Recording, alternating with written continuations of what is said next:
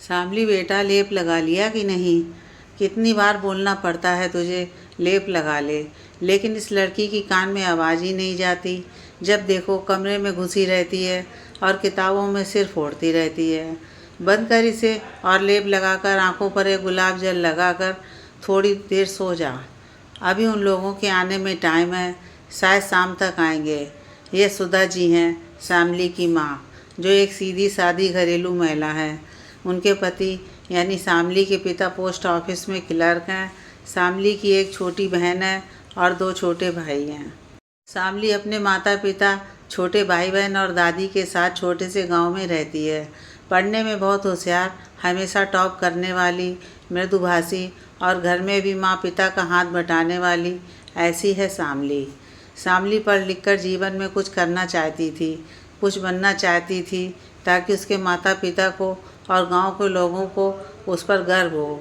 लेकिन गांव में आज भी बेटी के 18 साल के होते ही उसकी शादी करवा दी जाती थी। आज शामली को देखने के लिए लड़के वाले आने वाले थे, इसलिए घर में सुबह से तैयारी चल रही है। विशेष रूप से शामली के सांवले रंग को गोरा बनाने की कवायद चल रही है। हाँ, मुझे शादी नहीं करनी है। क्यों आप लोग मेरी बात नहीं सुन रहे हैं? कम से कम इतना सोच लेते कि इस साल मेरा एग्ज़ाम है 12वीं का, मैं कैसे पढ़ूंगी। माँ प्लीज़, मैं शादी नहीं करना चाहती, मैं पढ़ना चाहती हूँ, कुछ करना चाहती हूँ। माँ, आप तो मेरी बात समझो। सुधा जी, देख बिटिया, हमें जितना पढ़ाना लिखाना था सो हमने पढ़ा दिया, ताकि लोग ये ना कहें कि बिटिया को पढ़ाया लिखाया नहीं। अब जो करना हो अपने घर जाकर करना, समझी? तेरी छोटी बहन भी है, तेरा ब्याह हो जाएगा तभी तो उसके बारे में सोचें। फिर तेरे भाइयों के लिए भी तो करना है। गांव में देखा है, तेरी उम्र की लड़कियों के ब्याह हो गए, कुछ के तो बच्चे भी हो गए। घर के बाहर निकलते शर्म आती है। लोग पूछते हैं कि बेटी का ब्याह क्यों नहीं हो रहा है, और तू है कि ये सब लेकर बैठी है। अरे, हमारी इज्जत की परवाह नहीं है तो कम से कम दादी के बारे में सोच, जो तुझे इतना प्यार करती हैं। उनकी भी उम्र हो गई है। उनकी यही इच्छा है कि मरने से पहले अपनी शामली को दुल्हन बने देख लूं। क्या तू उनकी छोटी सी इच्छा भी पूरी नहीं कर सकती? तेरे लिए दादी की इच्छा, भाई बहन का भविष्य और पिता का सम्मान, इन सब का कोई मतलब नहीं। नहीं माँ, ऐसा नहीं है, लेकिन आप लोग परीक्षा तक भी नहीं रुक सकते।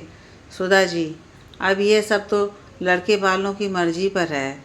अगर शादी की जल्दी नहीं करेंगे तो तेरी परीक्षा के बाद शादी की तारीख रखने की बात करूँगी तेरे पिताजी से, ठीक है? अब ये सब बंद कर और लेट जा, मैं लेप लगा देती हूँ, फिर मुझे और भी काम है। शामली ने बहुत कोशिश की, लेकिन वो शादी को नहीं रोक पाई और परीक्षा से पहले ही उसकी शादी करके उसे ससुराल भेजकर माँ पिता ने अपनी जिम्मेदारी पूरी कर ली। शामली के सारे सपने बिखर गए।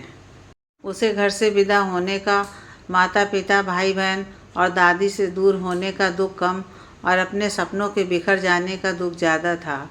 आज शादी के 5 सालों के बाद शामली के सास ससुर अपने बेटे के घर आ रहे थे। शामली के पति पढ़े लिखे, खुले विचारों वाले व्यक्ति थे और सास ससुर पुराने रीत रिवाज और परंपराओं को मानने वाले। शामली के पति बैंक में एक अच्छी पोस्ट पर हैं। शामली ने जब से उनके आने की खबर सुनी है, वह परेशान हो उठी। उसका किसी काम में मन नहीं लगता है। शामली ने कहा, सोम, माँ पिताजी आने वाले हैं, क्या करें समझ नहीं आ रहा है, और उन्हें जब ये सब पता चलेगा तो क्या होगा। मुझे तो अभी से घबराहट हो रही है। आप तो माँ पिताजी के विचारों को अच्छी तरह से जानते हैं। सोम, शामली, तुम क्यों परेशान हो, और कभी ना कभी तो पता चलना ही है। लेकिन सोम, कुछ नहीं, अब सो जाओ। कल सुबह जल्दी स्टेशन जाना है उन लोगों को लेने के लिए। टाइम से स्टेशन नहीं पहुँचे तो हम लोगों की खैर नहीं। दूसरे दिन सुबह सोम और शामली स्टेशन पर पहुँच गए। माँ पिताजी का स्वागत किया और उन्हें घर ले आए। आज सोम ने भी छुट्टी लिया हुआ था ऑफिस से, तो सारा दिन बातों में कब गुजर गया पता ही नहीं चला। शामली ने रात का खाना बनाया और सोम से कहा, सोम, मुझे तो जाते हुए डर लग रहा है, क्या करूं? सोम ने कहा, वही करो जो हमेशा करती हो, मैं सब संभाल लूँगा, तुम चिंता मत करो। सोम, बहू कहाँ है? शाम से दिखाई नहीं दी। बाजार गई है क्या? तो तुम भी उसके साथ चले जाते, अकेले क्यों जाने दिया? सोम को बात करने का यही सही मौका लगा कि इन लोगों को सब बता देना चाहिए। सोम, माँ शामली ड्यूटी पर गई है, आज उसकी नाइट शिफ्ट है। माँ, ड्यूटी पर गई है, नाइट शिफ्ट है, इसका क्या मतलब हुआ? सोम, माँ शामली एक पुलिस इंस्पेक्टर है और 1 हफ्ते की उसकी नाइट शिफ्ट है। माँ, सोम ये सब क्या फालतू की बकवास कर रहा है तू? इसलिए तू बहू को यहाँ लाया था कि उससे नौकरी करवाएगा? तेरी कमाई से घर नहीं चलता क्या? तूने उसे नौकरी करने की इजाज़त कैसे दी? और हम क्या मर गए हैं? हमें पूछने की ज़रूरत नहीं समझी तूने? जब गांव में लोगों को ये पता चलेगा कि बहू नौकरी करती है और रात रात भर घर से बाहर रहती है तो लोग क्या सोचेंगे? हमें तो कहीं मुंह दिखाने लायक नहीं छोड़ा तूने। सोम के पिताजी, आप देख रहे हैं ये सब क्या हो रहा है, कुछ बोलते क्यों नहीं? क्या बोलूं सोम की माँ, जब इसने हमें मरा हुआ समझ ही लिया है तो क्या कर सकते हैं? बेटा, हमारा पिंडदान भी कर देते और हमें बता देते कि हम तुम्हारे लिए मर चुके हैं, तो यहाँ आकर बहू के हाथों अपने मुंह पर कालिक तो नहीं पुतवाते। सालों से इतनी जायदाद किसके लिए बनाई हमने?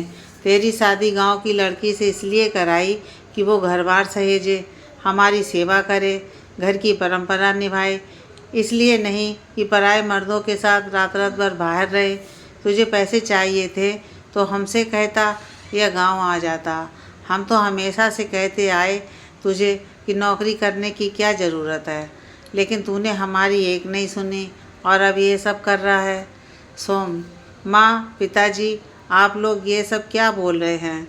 दुनिया कहाँ से कहाँ चली गई है और आप लोग आज भी इन सब बातों में फंसे हुए हैं कि घर की बहू बेटियों को पढ़ने लिखने का, आगे बढ़ने का और अपने सपने पूरे करने का कोई हक नहीं है। जब सृष्टि के बनाने वाले बिना शक्ति के कुछ नहीं हैं, तो हम उनके बनाए हुए मनुष्य बिना शक्ति के इस समाज को कैसे चला पाएंगे, कैसे रह पाएंगे? और मैं कौन होता हूँ शामली को इजाज़त देने वाला? माँ, क्यों, ये कौन सी बात है? तेरा ब्याह हुआ है उससे, जो तू चाहेगा वही उसे करना होगा, समझा? सदियों से यही होता आया है, ब्याह के पहले जो चाहे करे, लेकिन ब्याह के बाद तेरी मर्जी के बिना वो खाना भी नहीं खा सकती। सोम, गलत कह रही हैं माँ आप। माँ, क्या गलत कह रही हूँ? तेरा ब्याह नहीं हुआ है उससे? सोम, माँ, मेरा शामली से ब्याह हुआ है, इसका मतलब यह नहीं है कि मैं उसका मालिक हूँ।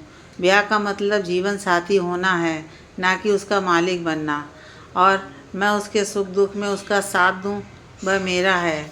यदि मैं अपनी मर्जी से अपना जीवन जी सकता हूँ तो शामली को भी पूरा अधिकार है अपना जीवन अपनी मर्जी से जीने का। शादी के पहले ही जब मैं शामली से मिलने गया तो शामली ने मुझे बता दिया था कि वह पढ़ना चाहती है, जीवन में कुछ करना चाहती है, लेकिन उसके माता पिता ज़बरदस्ती उसकी शादी करवा रहे हैं। तभी मैंने सोच लिया था कि शामली के सपनों को पूरा करने में मैं उसकी मदद ज़रूर करूँगा, और मैंने शामली से ये वादा भी किया था। पिताजी, शामली बहुत ही होनहार है, बस उसे हम सबके साथ की ज़रूरत है। एक दिन आप लोगों को ज़रूर उस पर गर्व होगा। गर्व होगा कि नहीं ये तो पता नहीं, लेकिन शर्मिंदगी ज़रूर हो रही है कि हमने तुझ जैसी औलाद के लिए इतनी मन्नतें मांगी। इससे तो अच्छा भगवान हमें औलाद ही नहीं देता, कम से कम इज्जत से तो मर सकते। अब तक लोगों के यही सवाल थे कि लड़के के ब्याह को सालों हो गए, कोई शुभ समाचार नहीं, लेकिन अब इस बात का पता चलेगा तो लोग हमारे दरवाजे पर आएंगे। क्या क्या मुंह दिखाऊंगा गांव समाज में? माँ, पिताजी, आप लोग ये किस तरह के विचारों में उलझे हैं? आज दुनिया में लड़कियों ने क्या क्या मुकाम नहीं हासिल किया। दुनिया भर की छोड़िए, अपने देश में लड़कियों ने, महिलाओं ने कितना कुछ किया है। आज लड़कियां फाइटर प्लेन तक उड़ा रही हैं, अपने देश की रक्षा कर रही हैं। अब हम उस समय में नहीं हैं जब देश में कोई पहली शिक्षिका, पहली नेता या पहली महिला पुलिस अफसर बनी है।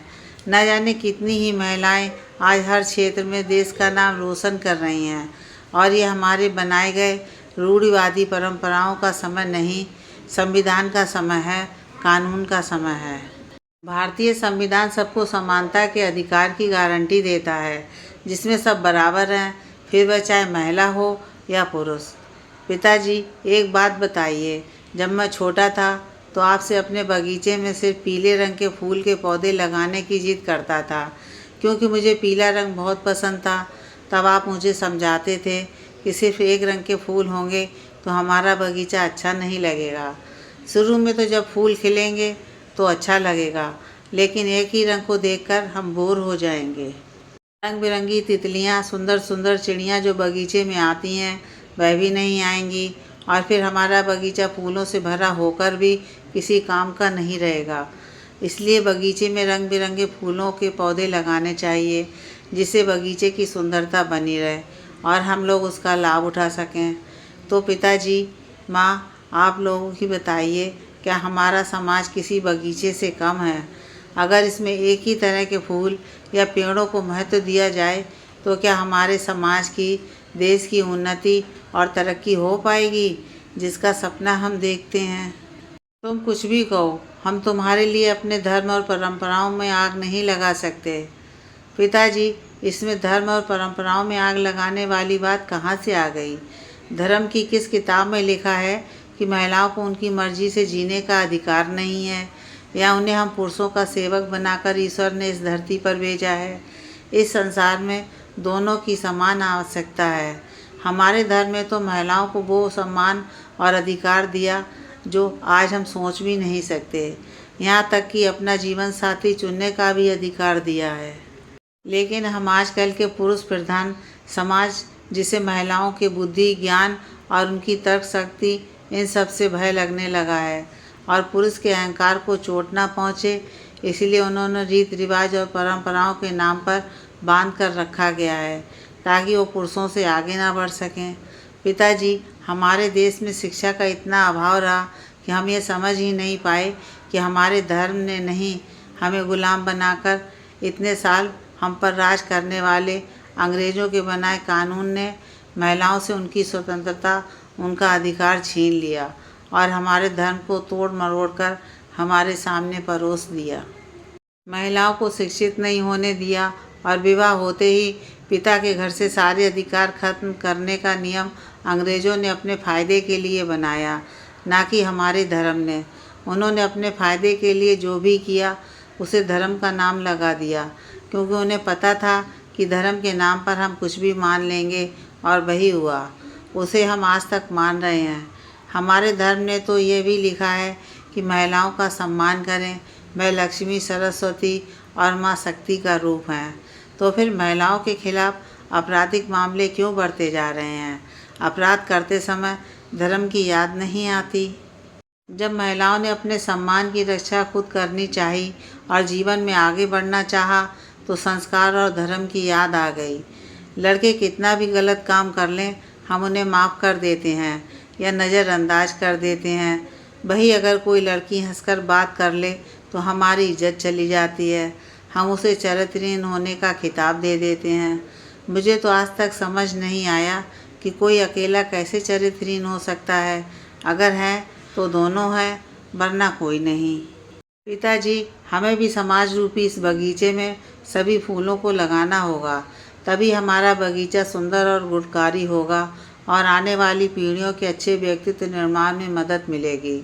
पिताजी, हमें इस तरह के विचारों को त्याग कर आगे बढ़ना होगा। शायद तुम सही कह रहे हो बेटा, लेकिन दुनिया वालों को कैसे बदलेंगे? सोम: पिताजी, आपको दुनिया वालों को नहीं, सिर्फ स्वयं को बदलने की आवश्यकता है। दुनिया अपने आप बदल जाएगी। पिताजी, हमारे विचारों की यह लड़ाई तो चलती रहेगी, लेकिन खाना खाने का समय हो गया है। चलिए खाना खा लीजिए। सोम ने खाना गर्म किया और माँ, पिताजी और अपने लिए प्लेट लगाई। सब खाना खा रहे थे। तभी सोम के फ़ोन पर एक मैसेज आया। सोम ने मैसेज देखा और मुस्कुराने लगा। सोम को देखकर उसकी माँ ने पूछा, क्या बात है सोम, इतना खुश किस बात से है? खुशी की तो कोई बात हो नहीं रही है, बल्कि उल्टे हमारा तो डूब मरने को जी चाह रहा है। माँ, पिताजी, मैंने कहा था ना एक दिन आप लोगों को शामली पर गर्व होगा, वह दिन आज है। शामली का मैसेज था, उसने आईएएस का एग्ज़ाम पास कर लिया है। आपकी बहू अब आईएएस ऑफिसर बन गई है पिताजी। माँ को इस बात से कोई खुशी नहीं हुई।